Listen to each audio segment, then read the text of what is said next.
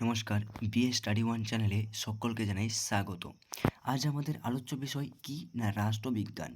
সেই রাষ্ট্রবিজ্ঞানের সাজেশন, যেটা ফোর্থ সেমিস্টারের জন্য অত্যন্ত গুরুত্বপূর্ণ।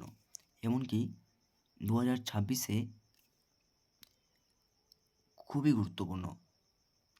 তাহলে আমাদের দেখো, সবুজ কালারের একটা হেডিংয়ে লেখা আছে, দেখো যে ইউটিউবে এমনভাবে আগে কেউ আলোচনা করেনি। তাহলে যখন আলোচনার পর্বে যাব তখনই জানতে পারবে যে আলোচনাটা সত্যিই কি কেউ আগে করেছিল বা করেনি। তাহলে আমাদের কি বলা হয়েছে এই সাইডে, যে PYQ মানে previous year question plus upcoming যে কোশ্চেনগুলো আসতে চলেছে সেই সম্পর্কে আলোচনা। তাহলে আমরা ফোর্থ সেমিস্টারের রাষ্ট্রবিজ্ঞান সাজেশন 2026 নিয়ে আলোচনা করতে চলেছি। তাহলে আমাদের আলোচনার পর্বে যাওয়া যাক। তার আগে সকলকে বলে রাখি যে আমাদের আগে সিলেবাস জানা অত্যন্ত গুরুত্বপূর্ণ। তাই আমরা ইংরেজির সাথে সাথে বাংলাটাকেও নিয়ে এসেছি। তাহলে ফার্স্টে ইংরেজি দেখব, তারপরে বাংলা সিলেবাস দেখব। চলো একবার এক চোখে বুলিয়ে নিই। দেখো, এখানে আমাদের পলিটিক্যাল সায়েন্সের দুটো টপিক দিয়েছে, না কন্টেম্পোরারি ওয়ার্ল্ড পলিটিক্স আর Indian government and contemporary politics. এই দুটো টপিকের থেকেই আমাদের পুরো সিলেবাসটা কভার করা হয়েছে। তাহলে প্রথম ইউনিট থেকে 8 নাম্বার, সেকেন্ড ইউনিট থেকে 6 নাম্বার, থার্ড ইউনিট থেকে 6 নাম্বার, এমনকি ফোর্থ ইউনিট থেকেও 8 নাম্বার, আর ফিফথ ইউনিট থেকেও 6 নাম্বার এবং সিক্সথ ইউনিট থেকেও 6 নাম্বার, টোটাল 40 নাম্বারের প্রশ্ন। তাহলে পুরো সিলেবাসটা একবার চোখ বুলিয়ে নাও সকলে।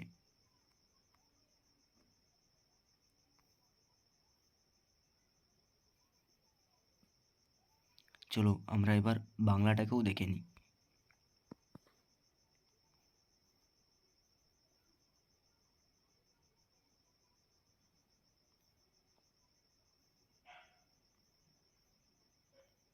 ওকে, এরপর আমরা আলোচনার পর্বে যাব, যেখান থেকে PYQ প্লাস আপকামিং কী কোশ্চান বা কী প্রশ্ন আসতে চলেছে সেগুলো জানবো। যদি সেগুলো কাভার করা হয় তাহলে 90 বা 99% চান্স আছে, মানে 99% নাম্বার তোলার চান্স আছে। তাহলে দেখো, আমাদের ইউনিট 1-এ আন্তর্জাতিক সম্পর্ক, সেখান থেকে যে 8 নাম্বার আসবে, সেই 8 নাম্বারের মধ্যে বিগত বছরে এসেছে এমন প্রশ্ন আছে, যে প্রথম প্রশ্ন, একটি বিষয় হিসেবে আন্তর্জাতিক সম্পর্কের বিবর্তন আলোচনা করতে বলেছে। এটা 2019-এ এসেছে, এমনকি 2017-তেও এসেছে। তাহলে এটাও দেখে যাবে। এমনকি 2 নাম্বারে আন্তর্জাতিক সম্পর্কের সংজ্ঞা দাও এবং এর বিকাশের ধারা সম্পর্কে বা সংক্ষেপে আলোচনা করতে বলেছে। এটা দেখো 2018 এবং 2015 এই দুটো সালে এসছে। তাহলে এগুলো বিগত বছরের প্রশ্ন, তাহলে এগুলো আসার চান্স আছে। তার সাথে সাথে অত্যন্ত গুরুত্বপূর্ণ 2026 আসার জন্য, সেগুলো কি না, প্রথম প্রশ্ন, আন্তর্জাতিক সম্পর্কের ক্ষেত্রে বাস্তববাদ ও আদর্শবাদের মূল পার্থক্যগুলি কী কী, সেগুলো দেখে যাবে। 2 নম্বরে, আন্তর্জাতিক সম্পর্কের গবেষণায় উদারনীতিবাদী ও মার্ক্সবাদী দৃষ্টিভঙ্গি সংক্ষিপ্ত রেখা দাও। এটা অত্যন্ত গুরুত্বপূর্ণ। তাহলে এই দুটা ভেরি ভেরি ইম্পর্ট্যান্ট। আর এই যে পিভিআরে যেগুলো আছে এই দুটাও ইম্পর্ট্যান্ট। তাহলে এই দুটার সাথে ওই দুটাও দেখে যাবে। তাহলে এটা প্রথম ইউনিট থেকে গেল। এবারে সেকেন্ড ইউনিটে আছে কি আমাদের, না প্রধান আঞ্চলিক সংগঠন, সেখান থেকে 6 নাম্বার আসবে। তাহলে 6 নাম্বারের আমাদেরকে পাওয়ার জন্য কি করতে হবে, ফার্স্ট প্রিভিয়াস ইয়ারে দেখতে হবে যে এই টপিক থেকে কি কি জানতে চেয়েছিল, এমনকি এই বছরের জন্য কোনটা মানে ইম্পর্ট্যান্ট। তাহলে জানতে চেয়েছিল এমন প্রশ্ন, আঞ্চলিক সহযোগিতা বৃদ্ধিতে সার্ক এর ভূমিকা মূল্যায়ন করো।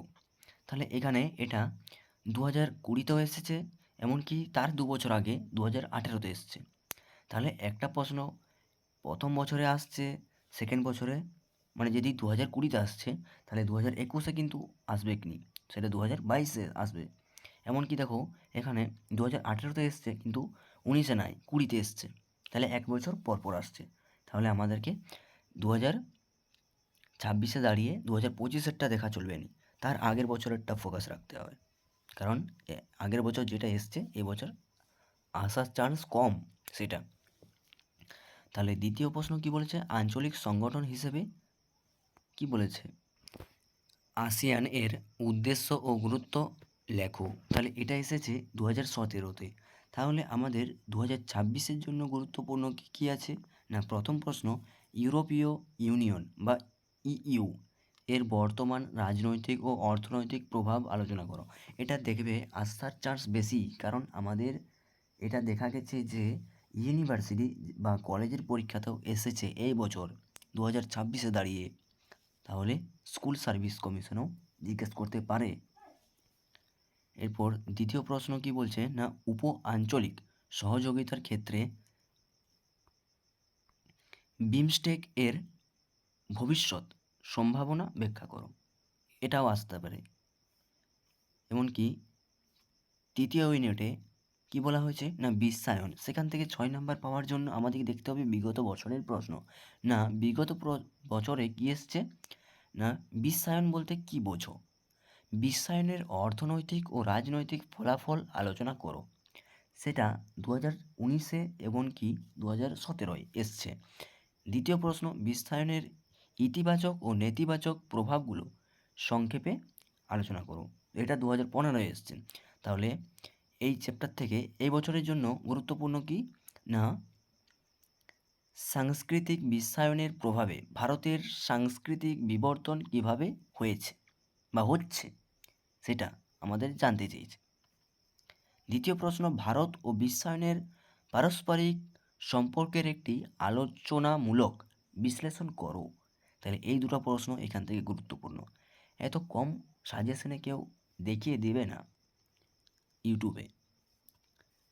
এরপর 4th ইউনিট, সরকারের অঙ্গ, এখান থেকে 8 নাম্বার একটা আসতে পারে। তাহলে আমরা দুটো দেখব না, বিগত বছরে কি এসছে না, ভারতের রাষ্ট্রপতির ক্ষমতা ও পদমর্যাদা আলোচনা করো। এটা 2016-এ এসছে, 2018-এ এসছে, এমনকি 2020-তেও এসছে। তাহলে দ্বিতীয় প্রশ্ন, অঙ্গরাজ্যের মুখ্যমন্ত্রী অঙ্গরাজ্য বলতে যেমন আমাদের পশ্চিমবঙ্গ, তাহলে পশ্চিমবঙ্গের মুখ্যমন্ত্রী তার কি ক্ষমতা ও কার্যাবলী এগুলো কি ব্যাখ্যা করতে বলেছে। এটা দেখো 2019-এ এসছে, এমনকি 2017-তেও এসছিল। তারপরে আমরা তৃতীয় নাম্বার কোশ্চেনে কি জানবো না, ভারতের সুপ্রিম কোর্টের কি গঠন এবং কার্যাবলী সম্পর্কে আলোচনা করতে বলেছে। তাহলে এটা 2015-তে এসছে, এমনকি 2019-এ এসছে। তাহলে এই তিনটা বিগত বছরের জন্য। এরপর 2026-এর জন্য কি গুরুত্বপূর্ণ আছে আমাদের দেখি না, প্রথম প্রশ্ন, সংসদীয় ব্যবস্থায় ভারতের প্রধানমন্ত্রীর ভূমিকা এবং গুরুত্ব, অত্যন্ত গুরুত্বপূর্ণ প্রশ্ন। দ্বিতীয় প্রশ্ন কি না, লোকসভা এবং রাজ্যসভার সাংবিধানিক সম্পর্কের তুলনা, ভেরি ভেরি ইম্পর্ট্যান্ট। 3 নম্বরে তাহলে আমরা 3টা প্রশ্ন আলোচনা করছি, জনস্বার্থ মামলা বা PIL এবং বিচার বিভাগীয় সক্রিয়তা, এটা দেখে যাবে। এই 3টা প্রশ্ন অবশ্যই দেখে যাবে, অবশ্যই। এরপর ইউনিট 5 বা এখান থেকে আমরা নাগরিক সমাজ আন্দোলন, সেখান থেকে 6 নাম্বার আসবেই। তাহলে 6 নাম্বারে পাওয়ার জন্য আমাদেরকে বিগত বছর দেখতেই হবে। তাহলে বিগত বছরে এসছে কি বা জানতে কি চেয়েছে যে ভারতে তথ্য জানার অধিকার আইনের গুরুত্ব সংক্ষেপে আলোচনা করো। তাহলে কি বলছে না, ভারতে তথ্য জানার আইন বা তথ্য জানার অধিকার আইনের গুরুত্ব উল্লেখ করতে বলেছে। এটা 2020-তে এসছে। এখান থেকে একটাই বিগত বছরের জন্য দিলাম। তাহলে বিগত বছর প্লাস আপডেট দুটাই দেখতে হবে, বা আপকামিং দুটাই দেখতে হবে। তাহলে এখানে আমি যতগুলা আলোচনা করছি সবগুলাই দেখতে হবে, সবগুলাই। প্লাস এই যে 2026-এ যেগুলো বলছি সেগুলো বেশি বেশি করে দেখতে হবে। তাহলে 2026-এর জন্য এই চ্যাপ্টারে গুরুত্বপূর্ণ কি না, ভূদান আন্দোলনের পটভূমি এবং এর সামাজিক গুরুত্ব আলোচনা করো। দ্বিতীয় প্রশ্ন, কর্পোরেট সামাজিক দায়বদ্ধতা বা সিএসআর এবং নাগরিক সমাজ আন্দোলনের ভূমিকা, এই দুটো গুরুত্বপূর্ণ অবশ্যই। তার সাথে আমরা ইউনিট 6 বা শেষ ইউনিটে আমাদের কি আছে না, সংবিধান সংশোধন ও স্থানীয় স্বায়ত্তশাসন। সেখান থেকে 6 নাম্বার পাওয়ার জন্য আমাদেরকে বিগত বছরে জানতে হবে যে প্রথম প্রশ্ন কি বলছে না, ভারতের সংবিধান সংশোধনের পদ্ধতিগুলো আলোচনা করো। সেখানে পদ্ধতির মধ্যে আমাদেরকে সব থেকে বেশি ফোকাস করতে হবে এই ধারাগুলোতে, যেখানে আমরা যেমন এই যে ধারার মধ্যে 368 নম্বর ধারা দেখব। এটা দেখো 2019 সালে এবং এমনকি 2016 সালেও এসছে। এরপরে দ্বিতীয় প্রশ্ন কি বলছে, 75তম সংবিধান সংশোধন অনুযায়ী গ্রাম পঞ্চায়েতের গঠন ও আয়ের উৎস এই সম্পর্কে জানবো। তাহলে এই প্রশ্নটি 2015তেও এসছে, এমনকি 2018তেও এসছে। তারপরে 3 নম্বর প্রশ্ন, তাই 3 নম্বর প্রশ্নে কি বলছে না, পৌরসভার গঠন ও কার্যাবলী আলোচনা করো। তাহলে এটা 2017তো এসছে। এরপর 2026-এর জন্যে গুরুত্বপূর্ণ কি আছে না, পশ্চিমবঙ্গে ত্রিস্তর বিশিষ্ট পঞ্চায়েত ব্যবস্থার গুরুত্ব। দ্বিতীয়ত কি প্রশ্ন জিজ্ঞেস করছে না, 74তম সংবিধান সংশোধন অনুযায়ী শহর অঞ্চলের স্বায়ত্তশাসন ব্যবস্থার রূপরেখা আলোচনা করতে বলছে। তাহলে আমাদেরকে এই কোটাই জানতে চেয়েছিল। তাহলে এখানে যতগুলো প্রশ্ন আছে সমস্ত বিগত বছর প্লাস এই বছরের জন্য সব প্রশ্ন ভালো করে চোখ বুলিয়ে যাবে, ভালো করে।